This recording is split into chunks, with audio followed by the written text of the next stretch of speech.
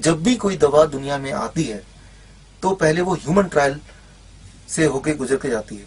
Human trial में उसकी जो अवधि होती है average, that is about 6 months, और करीब 1000 के करीब वॉलंटियर्स होने जरूरी होते हैं। तो 6 महीने के ह्यूमन ट्रायल और 1000 करीब वॉलंटियर्स में ये देखा जाता है कि ये दवा इंसान के लिए ठीक है कि नहीं। On the basis of that FDA approves that medicine, और फिर वो मेडिसिन मार्केट में आती है।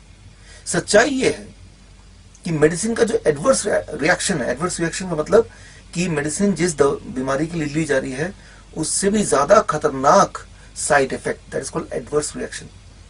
सो दुनिया का वर्ल्ड एवरेज है कि दवा अगर आज आपने लिया तो उसका एडवर्स रिएक्शन ऑन एवरेज 4 साल 2 महीने में पता चलता है कि इस दवा का एडवर्स रिएक्शन क्या है। फॉर एग्जाम्पल, पायग्लिटाजोन आप ले रहे हैं डायबिटीज के लिए, और 4 साल बाद दैट में लीड टू ब्लैडर कैंसर। तो जो ब्रैकेट है, जो टाइम फ्रेम है, that is about, time line है, that is about 4 years and 2 months, जबकि अप्रूवल के लिए जरूरत होती है ओनली 6 months। सो नॉर्मली वो दवा किस तरह से इंसान को नुकसान पहुंचाएगी वो उसके लॉन्च होने के कुछ साल बाद ही पता चलता है। और एक बार पता चल जाए तो FDA का जो प्रोसीजर है उसको बैन करने का वो करीब 10 साल का होता है, कभी वो 8 साल का होता है, कभी वो 16 साल का भी होता है। तो एक दवा की जो जर्नी है लॉन्च होने से लेकर बैन होने तक की, वो करीब ऑन एवरेज 18 साल की होती है या 20 साल की होती है। और ये मैं बात कर रहा हूँ डेवलप कंट्री की। मैं उदाहरण के तौर पे लेता हूँ एक दवा जो दुनिया का 10th मोस्ट पॉपुलर दवा है इस वक्त कुछ देशों में, डेवलपिंग कंट्रीज में, दैट इज पायोग्लिटाजोन। 1999 में मार्केट में आया, अप्रूवल मिला। 2007 में पता चला कि इस दवा की वजह से ब्लैडर कैंसर होता है। FDA ने पड़ताल शुरू की। 2011 में जर्मनी, फ्रांस समेत कई सारे देशों में बैन हो गया। 2013 में 18 जून को भारत में बैन हुआ। लेकिन भारत की जो मेडिकल लॉबी है वो इतनी स्ट्रांग है कि 31 जुलाई, 1 महीने के अंदर ही बैन को फोर्सफुली गवर्नमेंट को हटाना पड़ा, लिफ्ट करना पड़ा। और आज भी इस वक्त जब आप ये वीडियो देख रहे हैं, करीब 30 लाख लोग पायोग्लिटाजोन ले रहे हैं इंडिया के, डायबिटीज से बचने के लिए, जो कि कुछ ही समय में ब्लैडर कैंसर से मरने जा रहे हैं। ये जो साइड इफेक्ट की दुनिया है इसको समझना बहुत जरूरी है अगर आप अपने हेल्थ का ख्याल रखना चाहते हैं। इसको जरा अंडरस्टैंड कीजिए। 2 सवाल हैं, साइड इफेक्ट दवाइयों से क्यों होता है और इतना ज्यादा डेंजरस कि वो जिस बीमारी के लिए आप वो दवा ले रहे हैं उससे कई गुना खतरनाक ज्यादा वो उसका साइड इफेक्ट है। तो साइड इफेक्ट क्यों होता है और दूसरा इससे कैसे बचें। मैं एक उदाहरण लेता हूं। The most popular medicine of the world 1899 में ये लॉन्च किया गया और सबसे ज्यादा दुनिया में बिकने वाली दवा दैट इज कॉल्ड एस्प्रिन।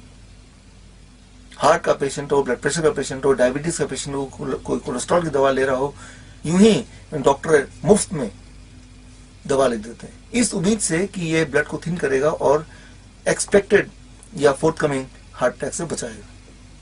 इसके अंदर एक एक्टिव इंग्रेडिएंट है that is called acetyl salicylic acid और उसका मोड ऑफ एक्शन है, उसका केमिकल पाथवे है, वो ब्लड को थिन करता है।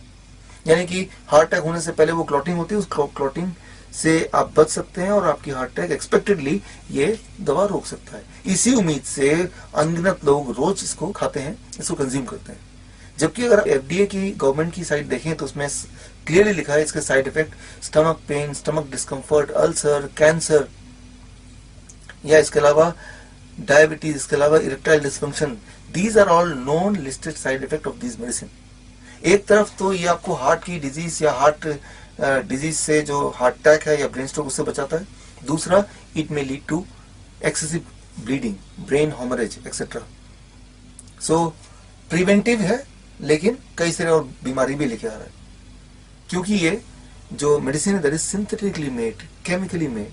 तो हमें क्या करना है, इसके बेनिफिट को साथ में रखते हुए साइड इफेक्ट को हटाना है। उसके लिए क्या करना है, इसका नेचुरल ऑल्टरनेट ढूंढना है।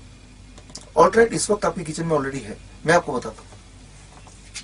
अदरक, जिंजर, टर्मरिक, हल्दी और ये लहसुन। इसमें अदरक में जिंजरोल या लहसुन में एलाइसिन या फिर टर्मरिक में करक्यूमिन, ये तीनों जब मिलते हैं तो इनका केमिकल पाथवे वही वाला बन जाता है जो कि एसिटाइल सैलिसिलिक एसिड का है और ये ब्लड को उसी तरह से थिन करता है, बट कंडीशनल थिनिंग, मतलब ब्लॉकेज से पहले, हार्ट अटैक से पहले, तब conditional thinning, right. So that is very important और इसीलिए नेचुरल जो ऑल्टरनेट है इसका साइड इफेक्ट ना होकर साइड बेनिफिट है।